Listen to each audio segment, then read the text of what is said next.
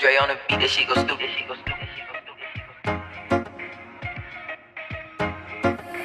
Here I go back to the streets. Used to being taken, now I'm doing me. Shit sucks how they just couldn't see how you had their back, but they did you shady. Shit sucks, look it up, it's a blessing. Sometimes rejection is for your protection. I know my words, so I won't even question. On to the next, you were just a lesson. Ooh, wow, it's too late 'cause it's over now. You don't know what to do now, 'cause I am off of you now. You're looking like a fool, wow. It's too late 'cause it's over now. You don't know what to do now, 'cause I am off of you now. So I'm going back to the streets. That's not over.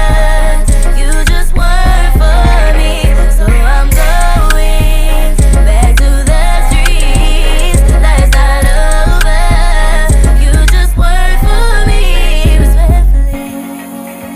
Respectfully. It's Tizzy time, and I'm back with another episode. Damn, we're already on episode 7 of season 4. Like, where does the time go? And it's so crazy because initially I said I was only going to do like 8 episodes in this season, but I think I'm going to do either 10 to 12 because I know the holidays are coming up and I have this really amazing podcast planned to do a panel on with some family and friends on mental health, and I think it's going to be really eye-opening and informative to hear some of the stuff we as people of color and we as women of color have to say about what mental health looks like to us and what mental health looks like overall, not only for the Black community or for women, but for us in our age group as well. So I'm really excited about that. But today's episode is called Chaos Makes the Muse, and we're talking about everything from the Black community, trends and ongoing things that are consistent or corrupt in the Black community.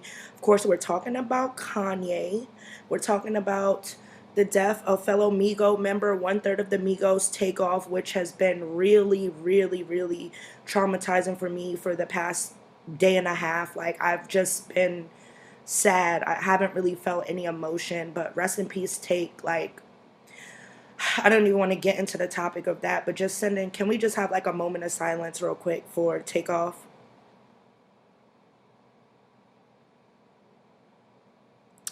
Man, rest in peace, Take. But yeah, talking about Takeoff and Amigos and what Black creativity looks like and what the Migos started, not only for Black male groups, but for mumble rap and quote unquote mumble rap, and what that looked like for a generation, what that looked like for us as Black students in college or Black students on the street or even Black individuals, what Migos meant to us. So I'll go into that. Then I'm talking about single parenthood, whether it be single fatherhood or single motherhood, what Black parenthood looks like. Again, the Black community overall, what is the community, and are we striving or are we stagnant? Then we're talking about what boys are taught versus what girls are taught. And this is, of course, I'm sorry, did nobody tell you this was a white-only party? But I'm not going to do the Terry Crews. But unfortunately, this is a Black-only party when discussing what Black men are taught and what Black women are taught. And how that differs from other communities. And then last but not least, we're going to talk about what does that look like in comparison, to, like I said, to other communities. So that works and any stats that apply. So let's get into it. I'm going to start off with an update on how I'm doing. So how is Chantel doing right now? I'm doing pretty good. Mentally, could be doing better. But that's a challenge I have to go through every day. And that's something I have to shift from being or shift from consuming. Right now I'm actually recording in a hotel. Long story. But but we're not gonna get into that. But if you do want to know, just write me, I'll tell you. But I feel like that's not everybody's business to know why I'm in a hotel.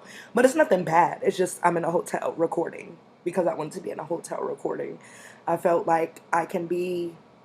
Well, let me tell you guys, since I made it like a whole big thing and it's not. So update on how I'm doing. I'm doing well.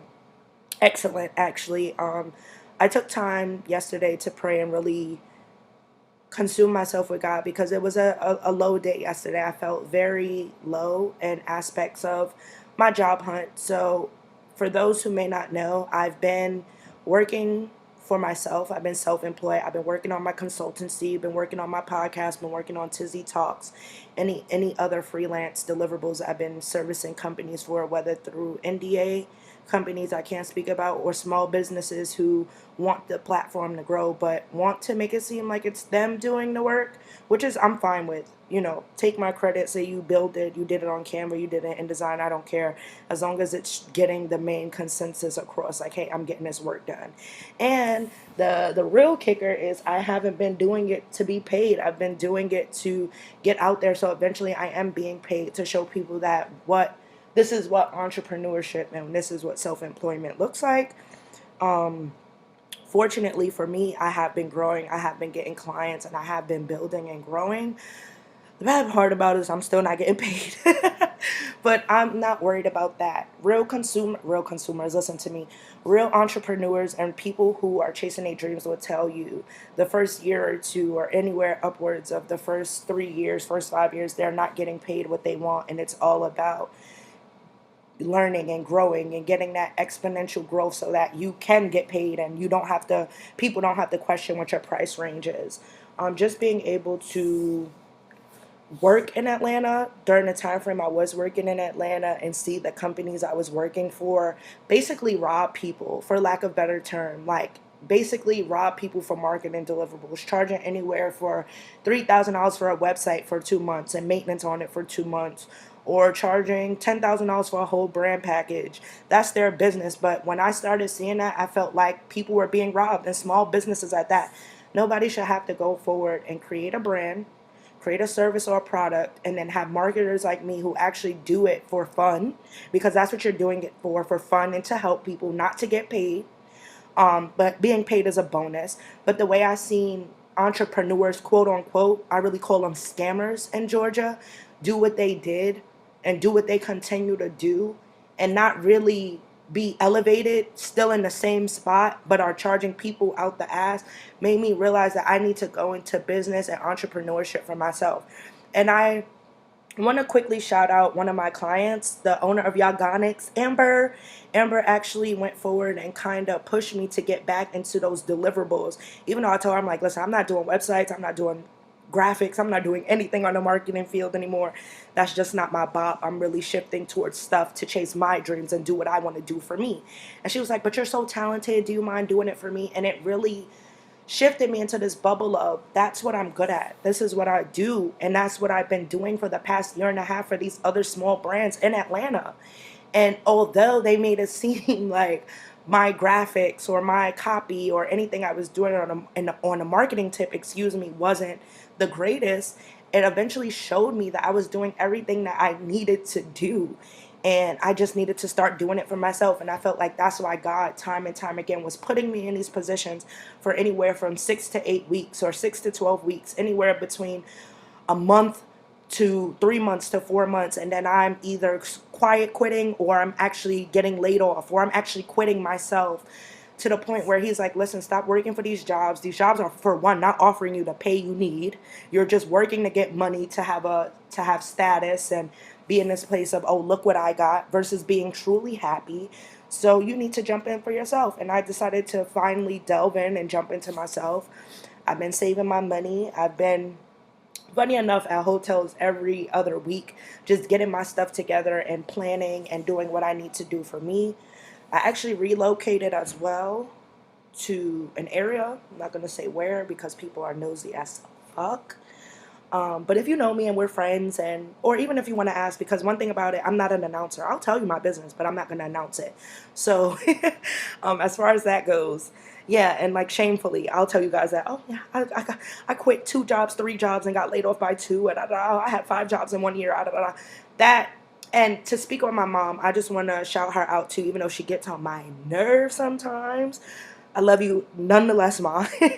But she sent me something on Instagram yesterday about a pastor crumpling up a $20 bill and asking one of the members of his congregation, like, hey, do you still want this 20? He threw it around, he ripped it, he stomped on it, he threw it across the pews, and he was like, do you still want it?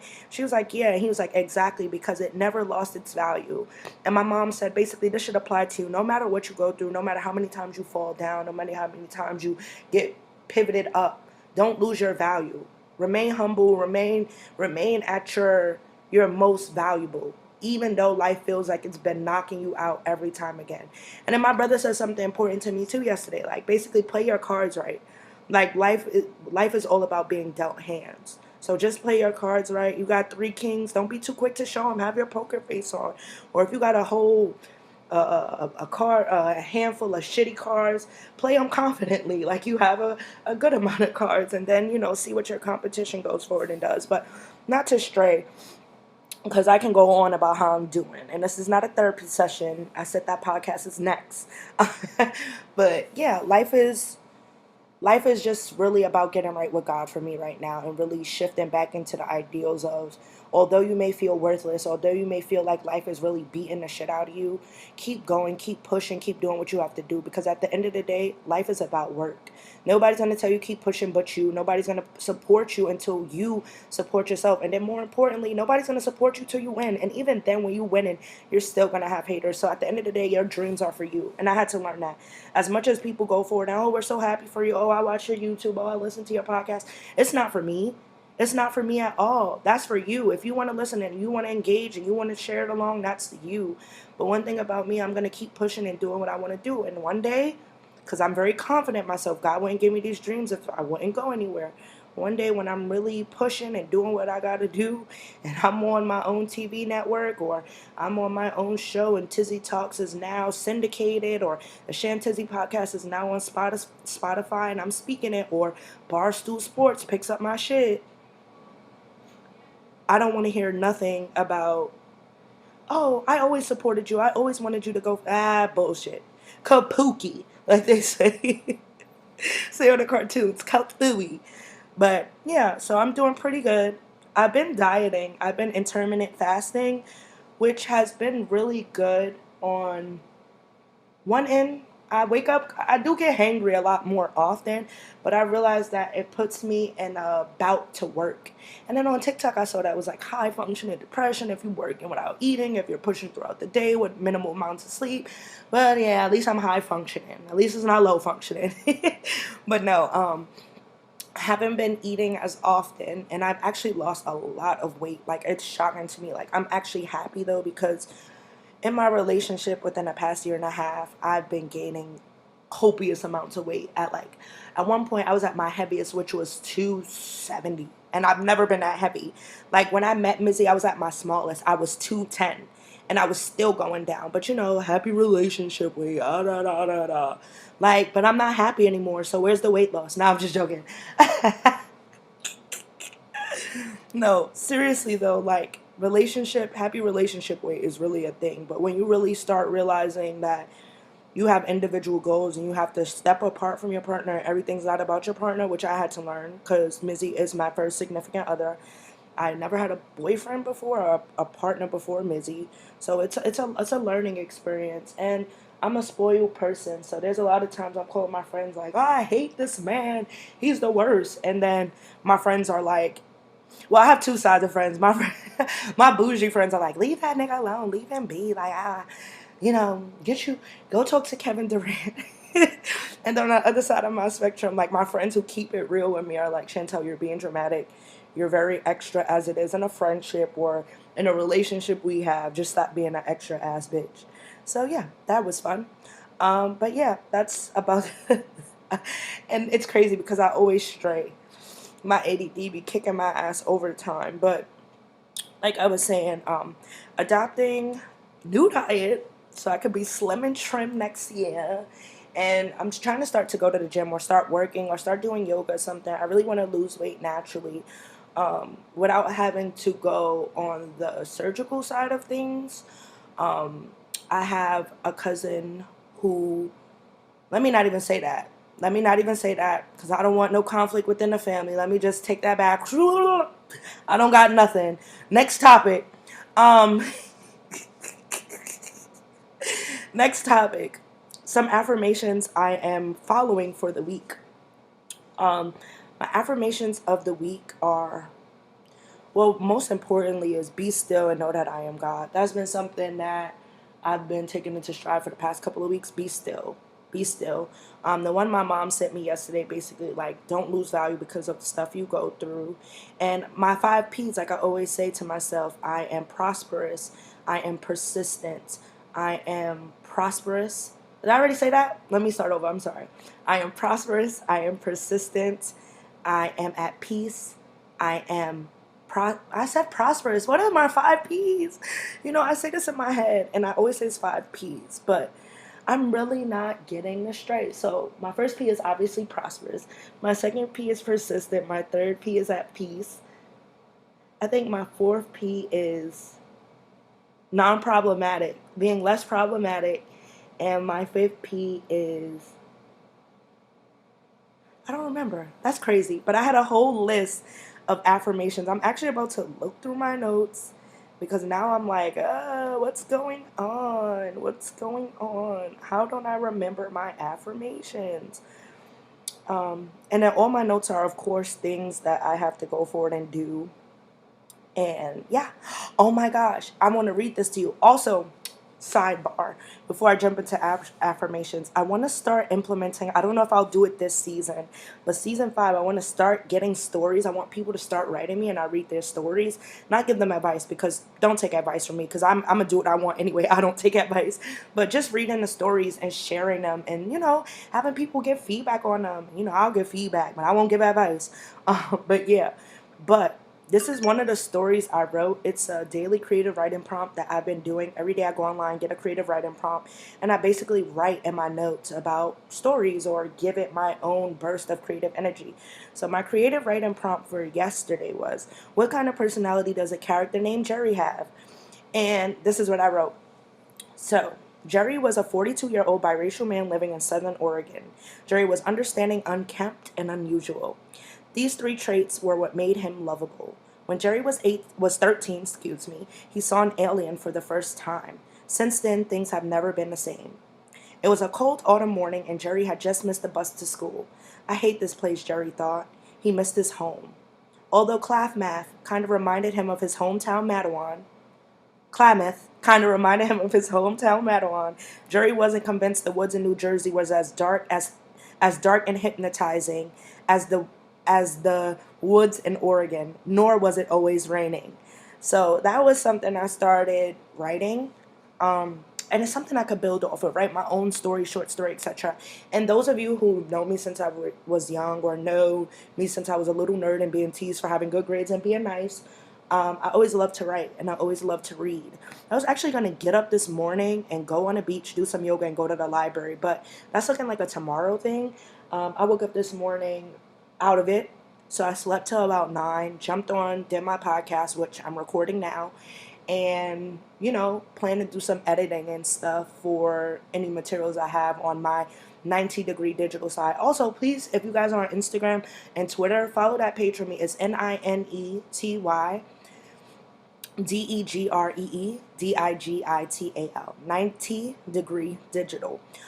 Which is all marketing. So it ranges from graphic design to social media marketing to SEO marketing to anything you need to promote on social media or promote every day on traditional marketing forums as well. Contact me. I would love to help you with your brand. And look at me. I can't even pronounce words.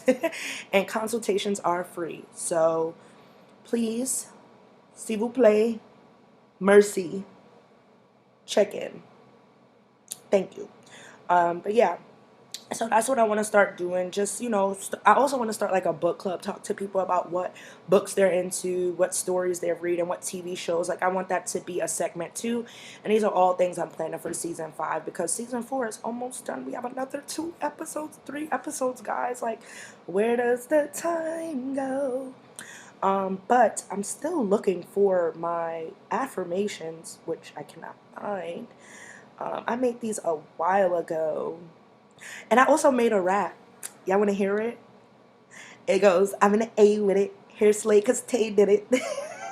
So, if anybody want a little rap too, I got a little 1, 2, 3.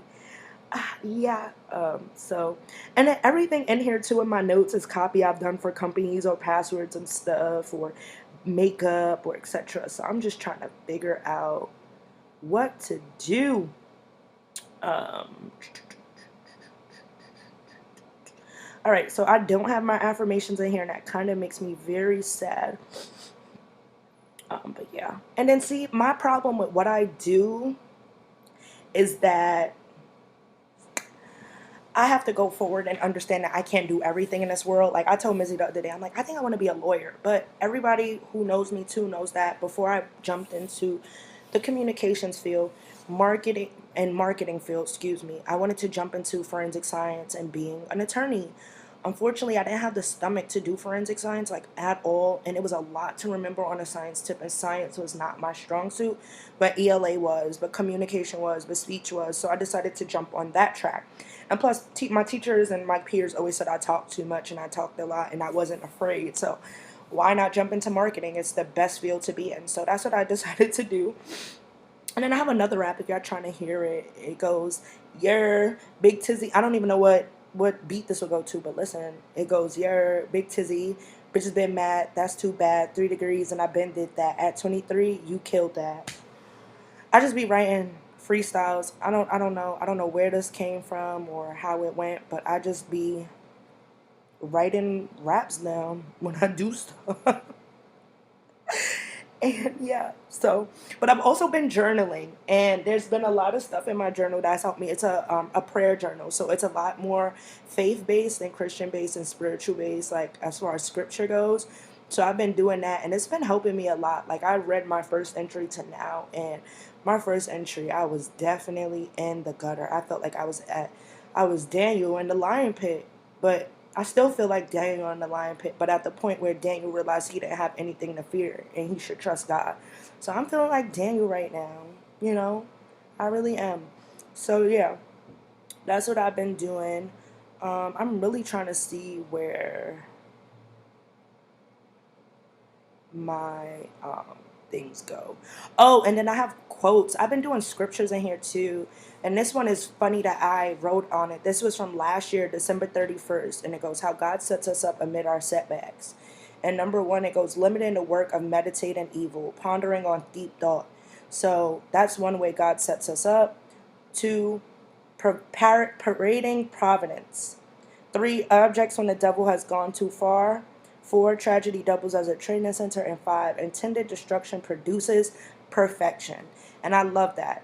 Intended destruction produces perfection. That's very true. And then as this is a scripture that I wanted to invoke for people to think. It's called Genesis 50:20. And it basically, the explanation of it is carry your bed with you. And what that means is work hard in your frugal year. So even when you feel like you're not doing enough, work hard so that in your bad year, oh no, sorry. It's work hard in your frugal year. So meaning like if you're doing everything you need to do for yourself and you're pushing yourself during a year where you're blossoming and you're prosperous, continue to work hard. Don't stop because you're getting the fruits of your labor. Keep working so that in times like where I feel like Daniel in the beginning of the lion pit, I didn't have to feel like Daniel. I could have felt like David versus Daniel. So the quote is, "Work hard in your frugal year so that in your bad year you can still flourish." And I feel like that's something that's very important. So I feel like that's something super important. Very, very important. And I'm looking at old podcast episodes too that I wrote up, things that I need to go forward and continue. So I actually have a bunch of ideas, which is crazy. Like a bunch of ideas. It's just being consistent. Being consistent. So I'm going to be more consistent. I'm going to do everything necessary. I have to also go out and build 3 websites for myself. Excuse me, for 90 Degree Digital, Tizzy Talks, and the Chantizzy Podcast. So if anybody want to buy a domain for me, hit me up. Hit me up. I would love that. So yeah, I think it's super awesome. So yeah, okay. So into it, I'm reading my notes. I started getting to it. That's something I can do after the podcast. So continuing on. I gave you guys a scripture of the week, update how I'm doing, new diet I'm adapting. Affirmations for the week were a little bit low. I didn't really give affirmations, but let's build some together. If you guys have an amazing affirmation that helps you get by, that you think can be pivoted onto me or can help me flourish, please send them in. I would love to hear it. And yeah. And I talked about the starting of incorporating short stories into my podcast for season 5. And then also talking about next steps for not only the Chantizzy Podcast, but Tizzy Talks and my 90-degree digital. Don't forget to follow that. Make sure you guys are following me on all platforms too. Before it's too late, because when I start hitting 100K, it's gonna be sick. It's gonna be sick. Like TikTok told me I'm gonna have 100,000 followers by the end of the year. It is only November 2nd. So we got a month and some days, y'all. Let's get it there. But delving into the topic, let's go first and foremost to things, trends, and ongoing things that are hitting or occurring within the black community recently. Let's start with Kanye. So as you guys may all know, Kanye started off his debacle this year saying that, white lives matter. Okay. Next, I'm not even going to delve into that because me personally, on my own obliterated views, I feel like that's something that's racist. White lives have mattered before the end of time. Nobody said white lives haven't mattered. The reason Black Lives Matter is said is because police are killing us at disalarming rates. Not disalarming, disenfranchised rates, and it's not comparing to our white counterparts. The things that are thrown at this argument are 13% of the population causes 50% of the crime, racist statistics. And as a person who's worked in communication research and research in totality, and as far as statistical research goes, we know statistics are always flawed. Me, first and foremost, I experience acquiescence, which is, for lack of a better term, for those who are not in the education realm of what research looks like or what statistics look like. Acquiescence is when people, especially surveyors or purveyors, go forward and write whatever they need to write to finish the survey as quick as possible, or give the surveyors feedback just to go forward and be done with it. So that's why one reason statistics are flawed. Another reason statistics are flawed are due to the fact that statistics are marketed to one demographic than it is to another. A lot of research done is advertised or marketed towards the white demographic than it is the black. For example, we've done research and we realized that 15% of the demographics were women, another 15% were black women, 40% were white women, and another 30% were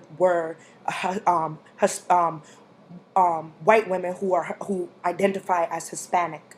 So my thing is, although we want to sit here and have that perfect image in our head of what statistics look like, and of course black people being the end all be all, or just being the stereotype that people try to portray, is disgusting, and to have a black man doing it is even worse. So Kanye, I kind of give you the thumbs down. And Kanye was my favorite rapper. Those of you who know, Jay-Z and Kanye were one of my favorites. Kanye, I don't dislike you because I have a Gemini moon and rising. I get it. Just speaking whatever's off the top of your head, I do it all the time. But to put it in dangerous verbiage and dangerous dialect, to disenfranchise a demographic that you identify with and grew up being, is, you get a big fat.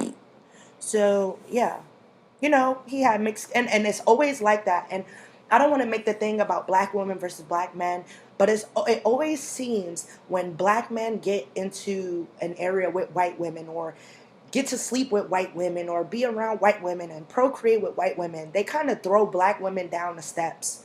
And I don't like that. I don't like that. Say that shit to your mother. Oh, wait, you can't say that shit to your mother. But go write her a letter. Go pray to her. Do whatever you got to do and tell all the shit you're saying that's hateful to black women. Say that shit to your mother. Say that to your mother. Say it to your aunt. Say it to your sister. Because I feel like black men, when they get on that tip of, oh, black women are angry, they're mean, they're aggressive, they're da-da-da. Was your mother none of these things? Or your sister, your aunt, your grandma, none of these things? It's just the women that you want to date that are aggressive. And white women are very aggressive. Didn't we just hear about the woman who was out in Florida and Miami who stabbed her boyfriend up? They just released footage today of her calling him all types of niggers, bro. But that's what y'all want. Yellow bone is what y'all want. That's what y'all want. Y'all want to be with these ethnic women, these women outside your race, and then be shocked when y'all realize that they're even more crazier than the women that you were put up in genealogy. via DNA and genetics. So the people you're supposed to be with are too angry and aggressive for you. But the woman with blonde hair and blue eyes, it's not aggressive. It's sexy. It's raunchy. It's rare. That's what y'all like. So it's questionable. Even when Kanye said that shit, like, oh, when I started dating Kim Kardashian, I had to take 9 showers because I was with Amber Rose. First and foremost, Amber Rose is not even fully ethnically black, but to be some form of identifying as black and to go forward and hear that, that would make me feel less than. You sit here saying you have to take more showers because of me because you're now dating this ethnic woman. Mind you, this ethnic woman's pussy has been on the internet. And excuse my language, because my mom be like, language, but whose vagina has been all over the internet, whose kids, who your kids that you had with her can go on the internet and see that. And not only that, being trolled on the internet. Your kids are being trolled on internet or on kids serving internet demographics like TikTok and Roblox, being told that, oh, your mom's a slut. So, Kanye, you get a big fat, like the biggest fat. And then let's talk about his comments on the Jewish community, his anti-Semitic comments.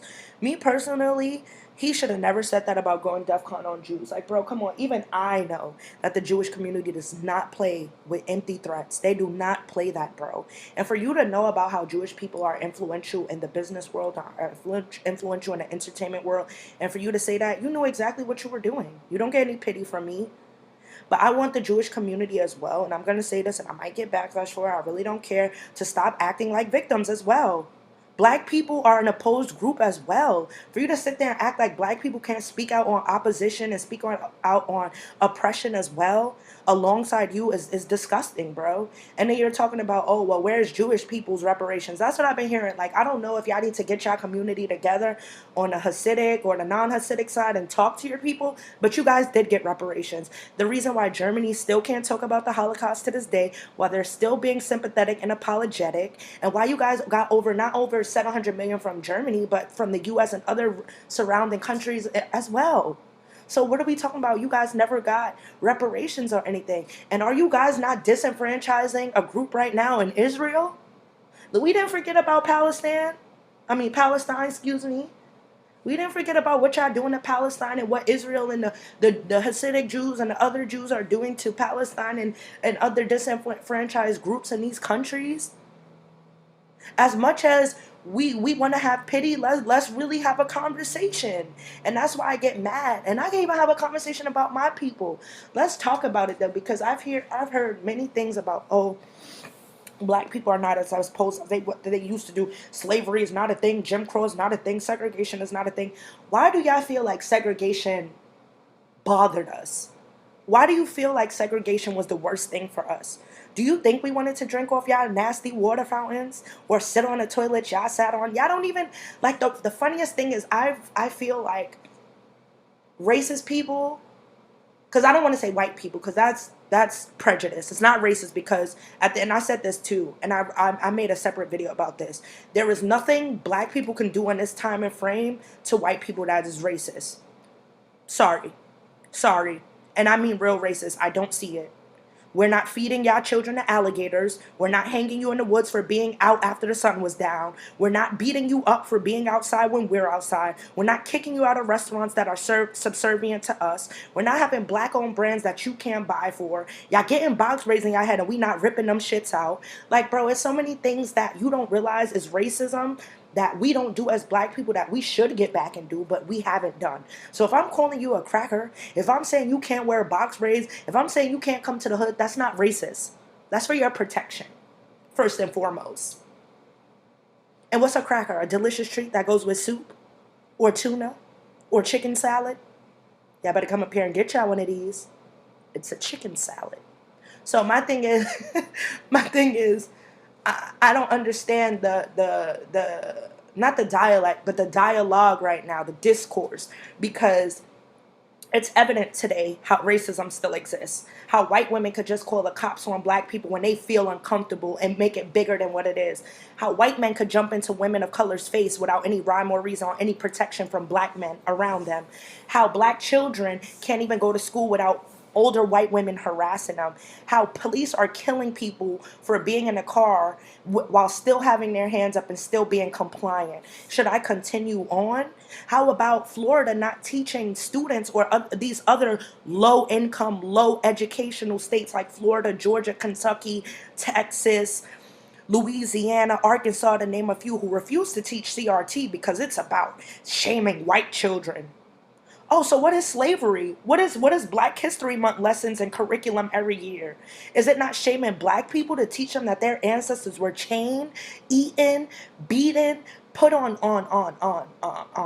trees and hung, raped, taking their culture and ethnicity from? Or are we not going to talk about that? That's not shameful. But oh my God, God forbid you hear that. God forbid your white children hear that Martin Luther King was killed by white people. God forbid your children learn about Malcolm X and what black power represents. God forbid. God forbid your children learn these things. God forbid they learned about the death of Fred Hampton and who Kwame Ture / Stokely Carmichael was. God forbid. And who Shirley Chisholm was. I bet you a bunch of people don't even know Shirley Chisholm was the first Democrat nominee and also a black woman that was running for president. I bet you nobody knows that. That's my next thing. I'm going to go on Tizzy Talks and ask people on the street who Shirley Chisholm is. Not only black people, but white people alike. Let's see who really knows who Shirley Chisholm is.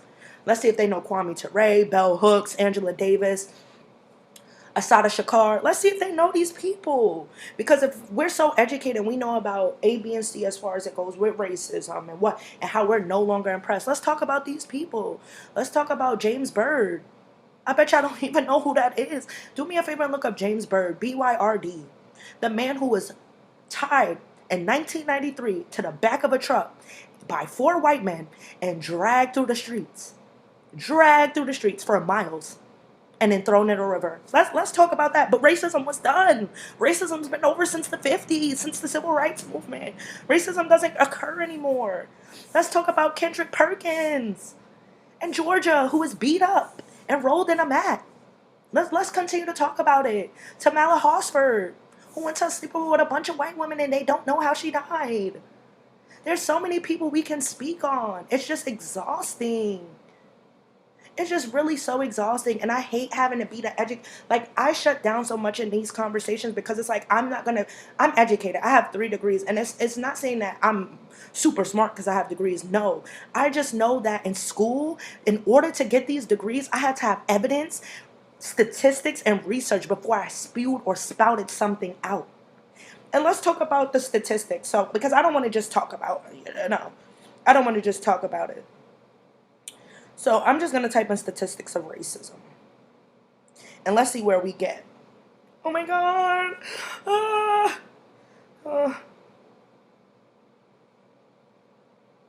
You got so big. Oh my God. One of my cousins just sent me a picture of herself. She got so big. She's so cute. Okay. I'm sorry. Back to the podcast. But I'm going to look at oh, look. It don't even want me to look up statistics of racism.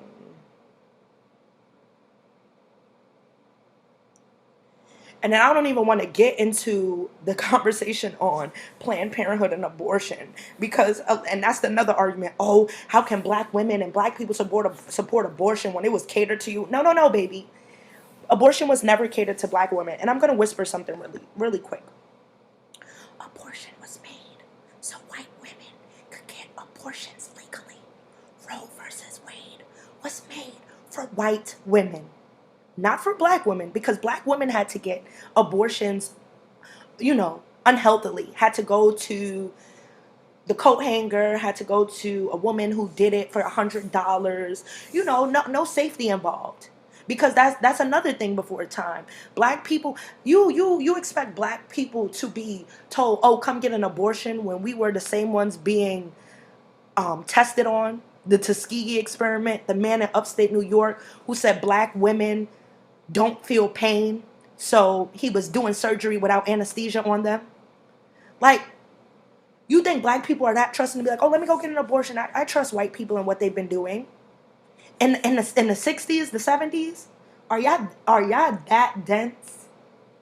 And then the funniest thing is too, is when y'all bring up political affiliation with human rights. Oh, only Democrats and liberals and what do they call libtards, and libtards think about that. Bro, it's not about elephant or donkey. It's about human rights. Racism could occur in any party. Racism could occur to any person, whether Democrat or Republican or centrist or independent or libertarian or whatever you want to call it. That happens to everybody. So my thing is like, let's wake up. Let's wake up. So I'm on the dosomething.org, and it's given 11 facts about racial discrimination. So this is stats, and I don't like to use, and if y'all really educators, because people just be bringing up stats that they want. If you're really an educator and you know how statistics and statistics and stats go, you would know you can't look up research older than 8 years. It has to be 7 years or better. And that's what we were taught. You cannot find statistics older than 8 years because it no longer applies to what society was. There are so many other influences that have occurred in the past 8 years that are different from stats that were done then. So, during the 2015 to 2016 school year, black students represented only 15% of total U.S. student enrollment. 15% black students made up of. But they made up 35% of students suspended once, 44% of students suspended more than once, and 36% of students expelled. Right? So, the U.S. Department of Education concluded that this disparity is not explained by more frequent or more serious misbehavior by students of color.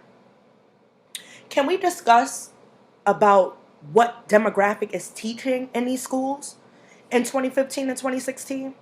And I always say this because, and I'm gonna keep it a buck, because one thing about me, I'm not gonna sugarcoat shit. I went to a predominantly white high school.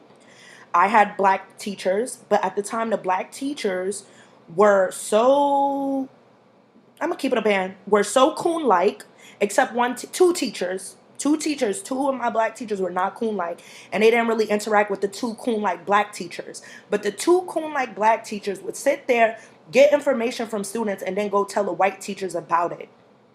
So not only now do you have an ally or an enabler to the white community to look at us in this light, but you're being the ones to go forward and spread that misinformation. And I grew up in a predominantly black neighborhood. I grew up in Coney Island. My school was in Bensonhurst. So imagine you just having a bad day and you don't want to be bothered as a black student.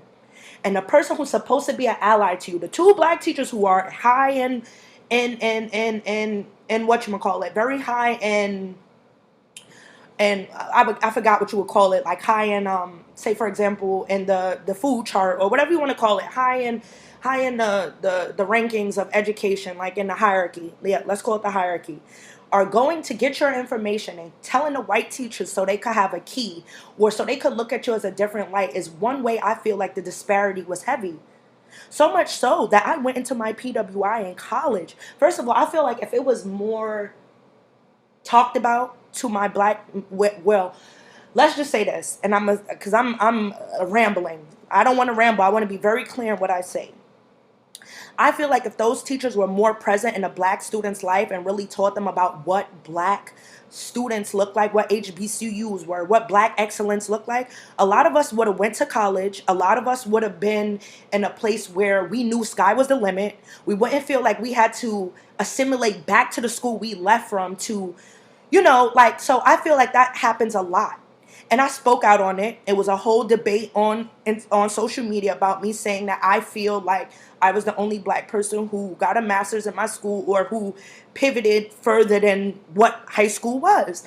And of course, the black teacher who I'm referencing wrote back and was like, oh, this is not doing anything productive. This is not doing like anything to fuel the school. This is putting the school in a bad light. But it isn't a bad light. The school was a bad light.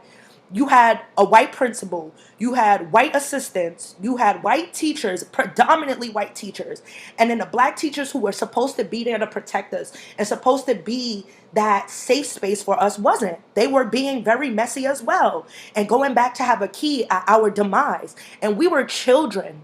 We were children, black children.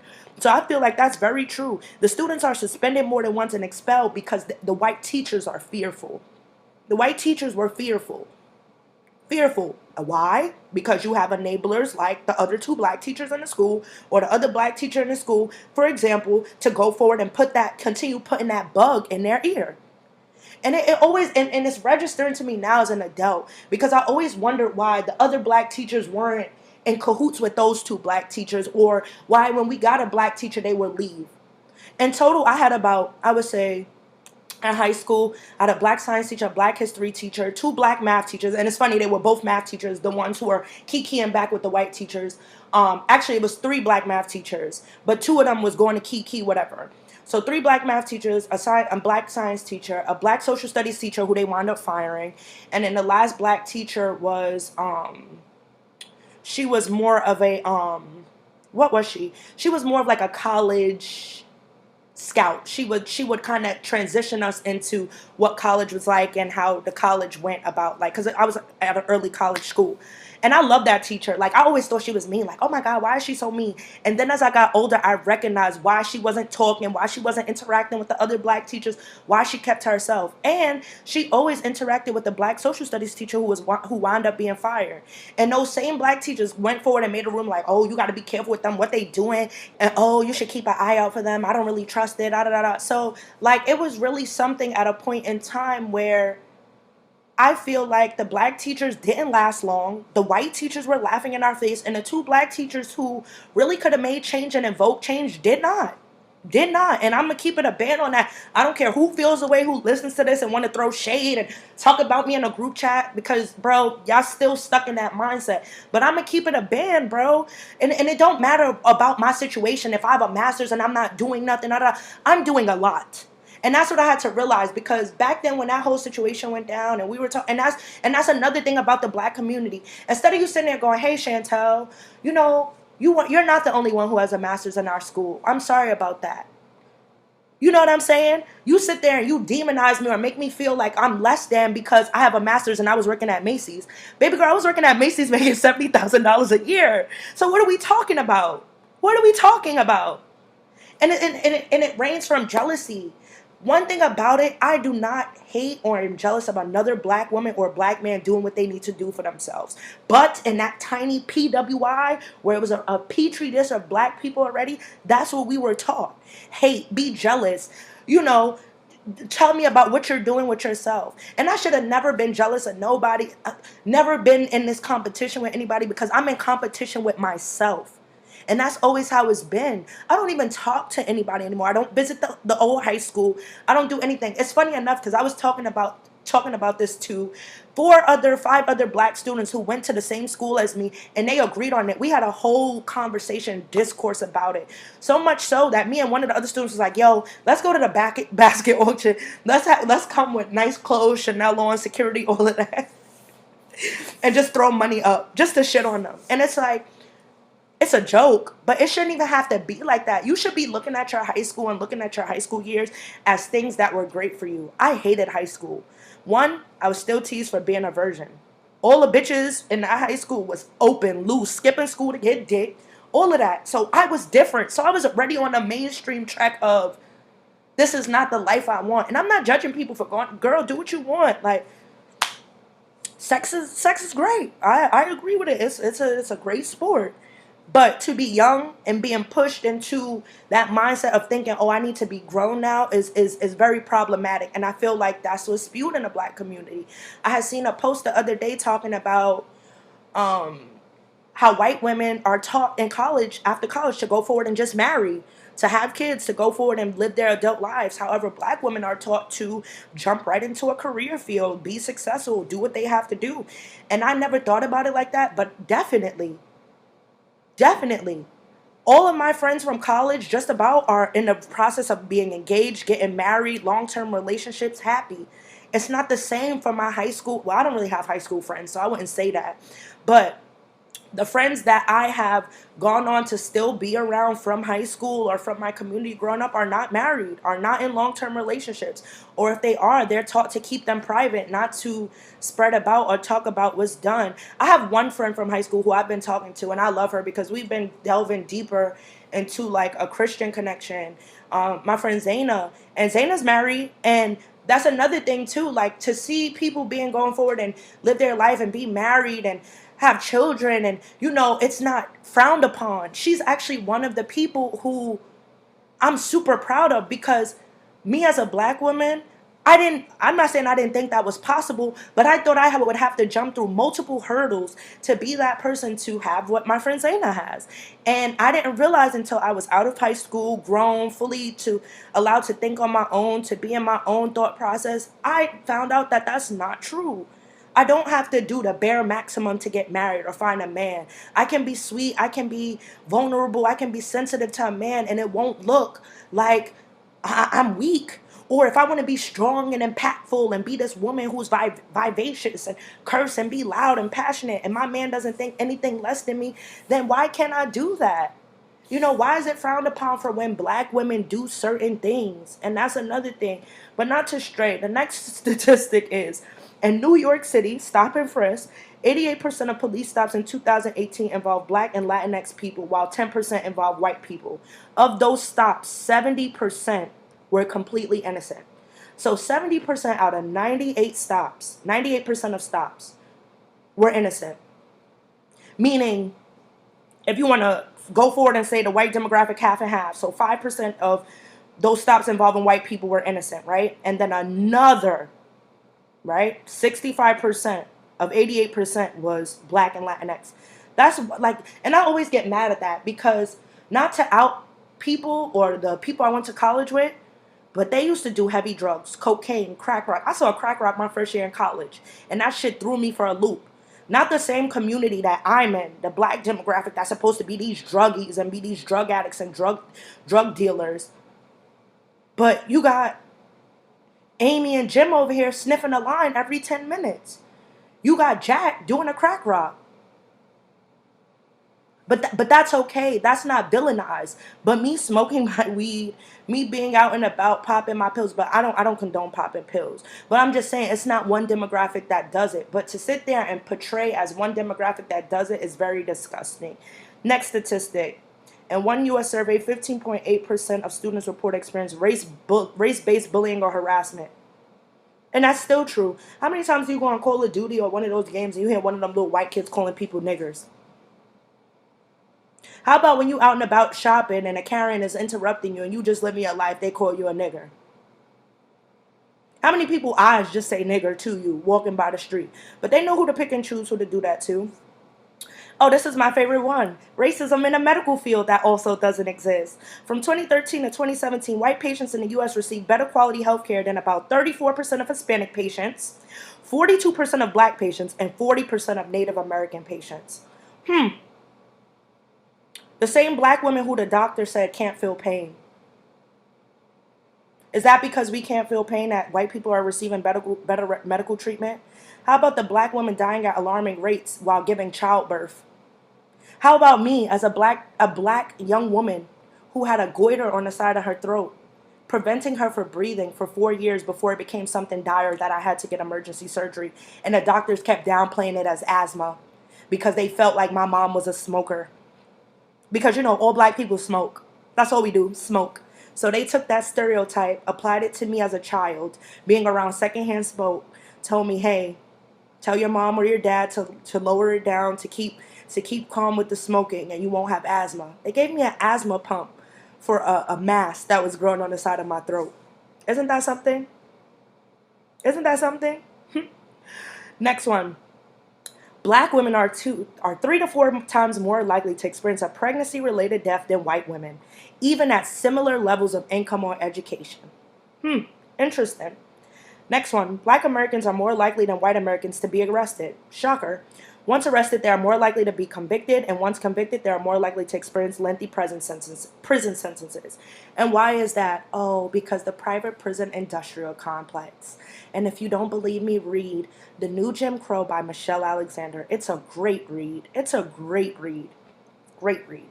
Number 7, Black Americans and white Americans use drugs at similar rates. Oh, do they? But Black Americans are 6 times more likely to be arrested for it. Number 9, In the U.S., black individuals are twice as likely to be unemployed than white individuals. Once employed, black individuals earn nearly 25% less than their white counterparts. And I didn't experience racism in the workplace till I moved to Georgia. Two jobs, very racist. And I should have known because there weren't much black people and they felt like they can talk to the black people however they want. Not this New Yorker, though. And that's also why I was let go. The first job, though, I did complain to HR before being let go. And I stopped showing up to work about a week before I decided to get laid off, quote unquote. And this lady, basically, they told me they were going to talk to her. And instead of talking to her, a week later, they wound up letting me go. So I hope the EEOC hears this.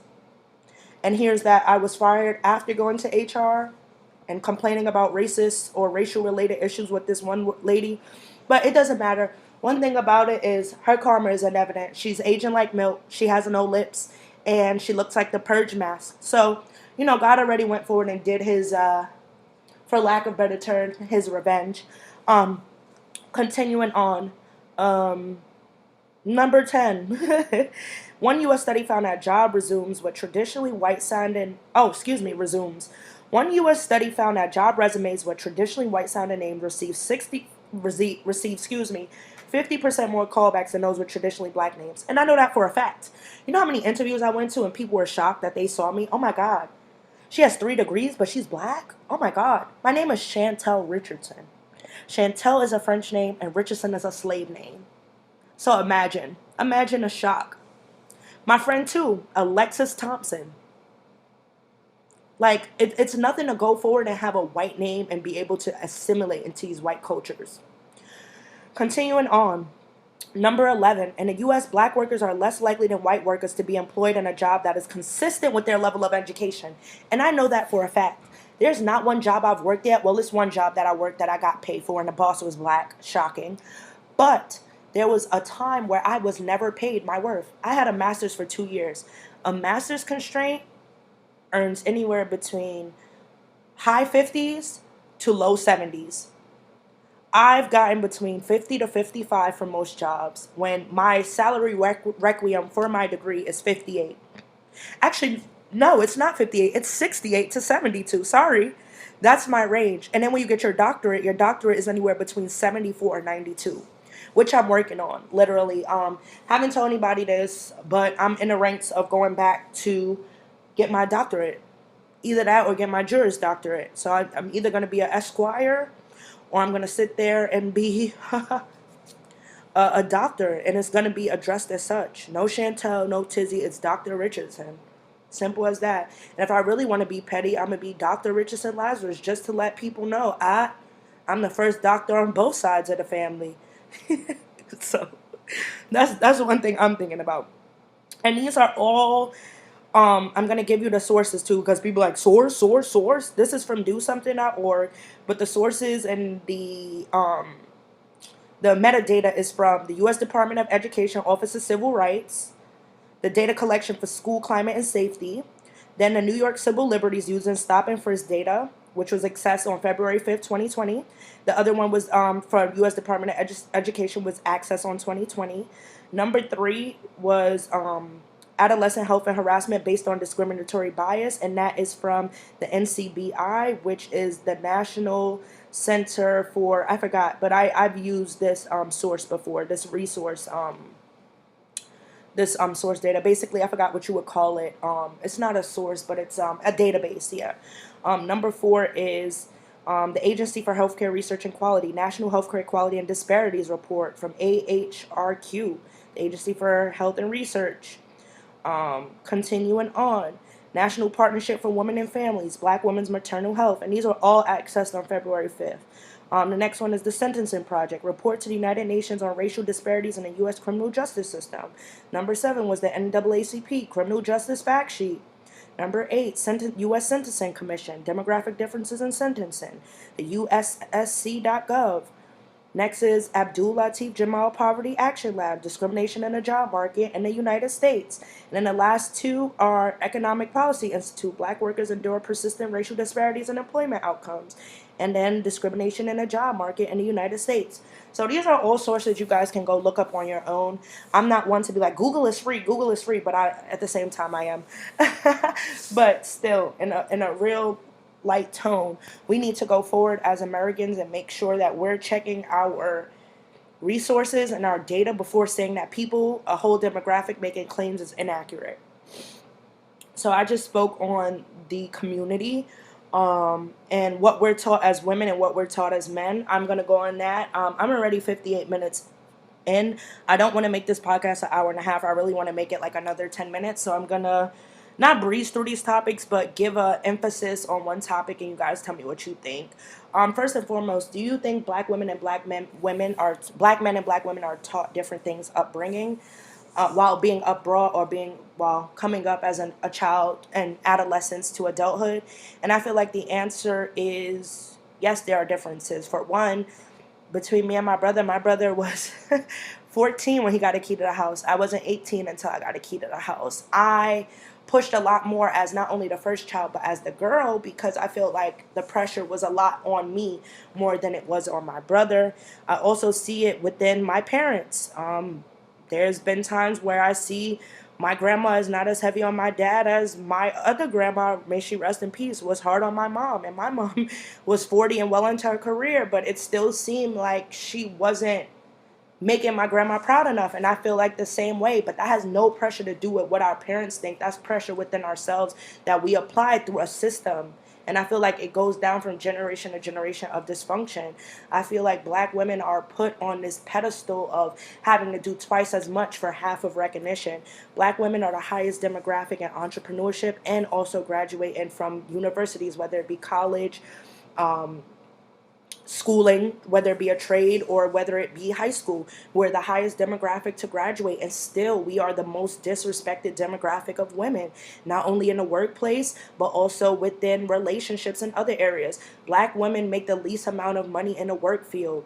We make about 60% of white man's dollar. We make about 60% of the 75% of the black man dollar. And we make about 60% to the 70% of the white woman dollar. So can you imagine that? Men and other demographics such as white, Asian, Native American, Latinx, to name a few, make higher than black women. And white women make higher than black women as well. So we're not even getting the solidarity that we need in these communities and alongside our men. We as black women should be on the streets marching for equal pay. We are the lowest demographic making money, yet we are the ones producing the most business, producing the most money and dollar for those black owned businesses, whether they be black owned businesses or whether they be designer brands. We are the leaders of the spending and the buying power. And I just feel like it's not addressed as such. We are not represented like we should. And I feel like the same way in the single motherhood statistics. I feel like black women are the standard. We're put in all statistics to be negative. How are we the highest women who are single mothers, but we're not even a majority in this world? How are black women the highest rate of single parent homes when I have a father? When my cousins have fathers? When my cousins have fathers? While my aunt has a father, may he rest in peace. While my mother has a father, he may not be active, but she has a dad. So I just don't like that stigma of, oh, black women don't have fathers or black men don't have fathers. We have parents, they're just not active in the home. And I wish we would take that stigma off of single motherhood and also talk about single fatherhood. There's black single fathers too. Are we demonizing black single fathers? No, because they're not the carrier, right? But what about the black single fathers who are not doing what they need to do and just have the child so the mother doesn't have the child? How about the black men killing black women because A, they don't want kids, or B, they're jealous that their single their partner or the person they had a child with no longer wants to be with them? Let's talk about the statistics on that. How many black men have killed black women? How many black men have killed black men over the past years? And I don't want to do the whole black on black crime because it really is crime by proximity. I've lived around black people and have never even feared to go outside. But let's talk about crime by proximity. Let's talk about how poverty and crime are aligned. The more likely you are to be poor, the more likely you are to commit crime. And somebody says some stupid shit sometimes. Was like, well, actually, crime makes you poor. No, it doesn't. Crime pays. As much as people don't think crime doesn't pay, crime pays. Look at all the rich white people scamming and stealing your dollars and doing 2 years in federal prison for it. Crime pays, babe. You're just the wrong skin color for it to pay. And then, yeah, how this ties into the white community, I just never feel like their pressure was put on my white counterparts when I was in college and even high school about what they were going to do with their life. I still feel like there's no pressure put on them. They could go day by day, taking a job, what they don't like to do, just taking a job, making money, and be okay living that life. That's not me.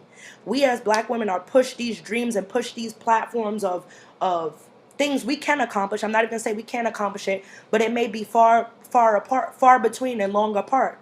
Or is it long between and far apart? But we're gonna accomplish it because we are the standard. Who doesn't want to be a black woman? And I hate to say it like that, but gay white men want to be black women. White women who like black men want to be black women. These influencers want to be black women. Oh, let me get a tan. Let me be nice and crispy and black and give a impression of me being black. Let me get lip fillers. Let me wear wigs. Let me go forward and do makeup tricks that give me more of Afrocentric features more than Eurocentric features. Let me go get my ass done. Let me go get titties. Let me have the that's us. We started that standard. The same women y'all used to vilify shaking ass in music videos is the same body y'all bitches want. And it makes me laugh. The same hairstyles that were rusty and dusty and slave-like, y'all now want to put in y'all head. And I thank God for making y'all hair so soft and brittle that when y'all put fucking braids in y'all hair, that shit falls out. Won't he do it? So and this is a topic I'm passionate about. Look, I talk for a whole hour by myself. Usually I'm 45 minutes in, like, all right, guys, I'm done. But it makes me very passionate because I'm tired of black people being put in this light. And the community is not really helping. Don't get me wrong. I hate the whole, the black community is broken. We're not broken. The black community is making strides and we're progressing every day. We're not like what we used to be in the 40s and 50s where we were making businesses and living amongst each other and our influence in our society was the only one we had to worry about. No, that's not what we have to worry about anymore. We're not in a great time during segregation like we once was. And I say a great time during segregation because that was times where we had to focus on ourselves and improving our community besides worrying about integrating and making sure other communities are good before ours. That's another thing. Nobody talks about integration and what that meant for the black community. But, integration was so great because Martin Luther King said it. Like, girl, nobody cares about Martin Luther King. Do y'all know Martin Luther King had a whole affair with a white woman? Talk about separate but equal. Whole time he praised him for integration and equality is because he wanted to be outside with his white woman. Look at funny. Anywho, enough about Martin Luther King. What was I talking about? Oh, yes. About how the black community sit there and integration and segregation. Segregation was not bad for us. We had Black Wall Street. We were actually flourishing and they hated it so much so that they came and destroyed our towns. Black Wall Street, Tulsa, Alabama. I'm pretty sure a lot of y'all don't know the story behind that as well. Oscarville, a.k.a. Lake Lanier in Georgia. The Van Wyck Expressway in New York City. Let's discuss. These were all towns, black areas that flourished. And that the white man was so mad he went and destroyed it. And how did he destroy it? Through architectural and I forgot what you would call it, agricultural racism. Power Book 4, Raising Canaan talks about it. Book 3, Raising Canaan. It talks about it. I forgot the man's name, but it talks about New York City and what it used to be. The Van Wyck destroyed a town so white people could get to the city faster.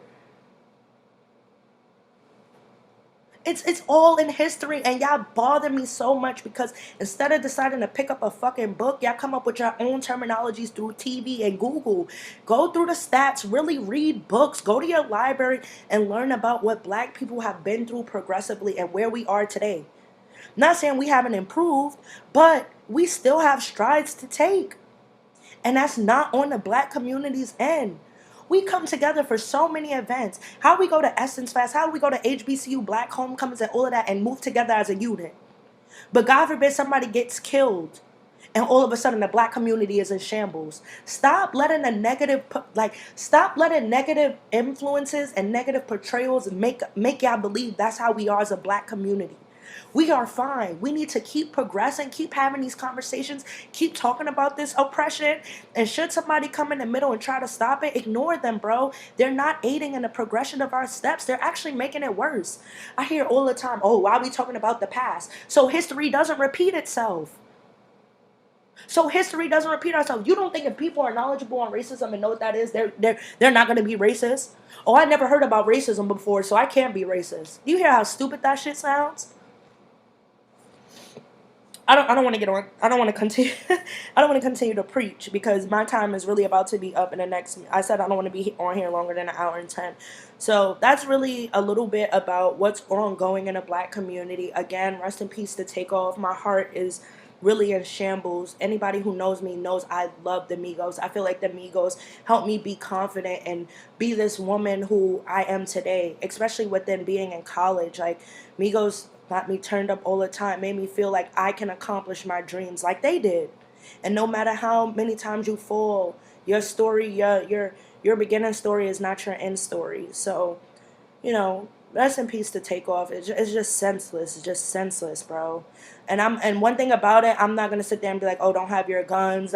I still think black people should definitely be armed, but y'all need to be knowledgeable in what being armed looks like. Half of y'all don't even know how to hold a fucking gun, but want a gun.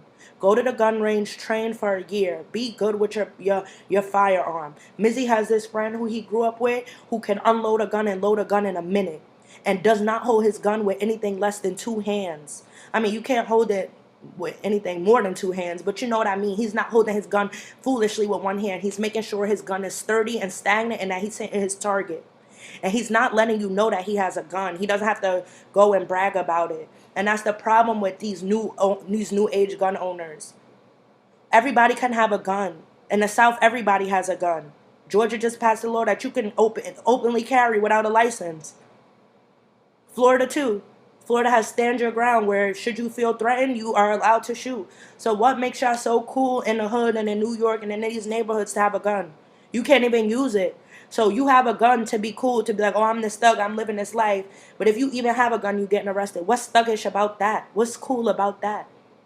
I want y'all to stop pretending to live these lives of gang violence and gang crime and all of that when y'all know y'all not like that, bro. It's whack. It's nothing cool about being a thug and being a gangster and shooting niggas and killing niggas and popping on niggas because they your ops. You're grown. You're grown, Tyrell. Tyrell, you're 30. What ops do you have? You have a 4-year-old daughter, Tyrell. Grow up. And I'm just using a name. It could be John. Grow up, John. Like, this shit is sickening, bro. Go get a fucking degree. Get a job. You're 30 chasing a life of crime. And then shocked when the life of crime chases your ass back. Dude, I want better for my community. And that's not straying for the point, like I said earlier, that we are taking strides. We are. But, of course, we have a few bad apples. You have the niggas who want to be gang members every day, who are not, who need to step up and be a dad or get a fucking job. And then on the other side, you have the coons who think racism is just obtuse and opaque. It doesn't exist. So I want us to stray from that. And that's really it. If you have any comments about this, please write me. Please, let's have a discourse. I love talking to people about history and race and etc. If you heard anything in between about me talking about my old high school and you have a problem, sue me. I don't give a fuck. And I mean that in a most pleasant way. I don't give a fuck because my truth does not have anything to do with you. I didn't say no names. You actually really can't sue because I'm talking about an experience. And the 2 black teachers can be anybody. I didn't say any names. Nonetheless, I thank y'all for listening time and time again. And I can't wait for my next episode, which will be called Bad Bitches Have Bad Days Too. Thanks, Meg, because it's true. Bad bitches do have bad days. And we're going to be talking about things from mental health and what's going on in elections and making sure y'all vote, and other things. So I'm really excited about what's next. And yeah. Oh, I'm also going to be talking about the it girl era. I love that. So I heard something going on talking about like how wigs, getting your body done, etc. is the new it girl era. So I'll be talking about that. And then everything like that. So thank y'all for listening. Love y'all all. And yeah. Bye. Respectfully.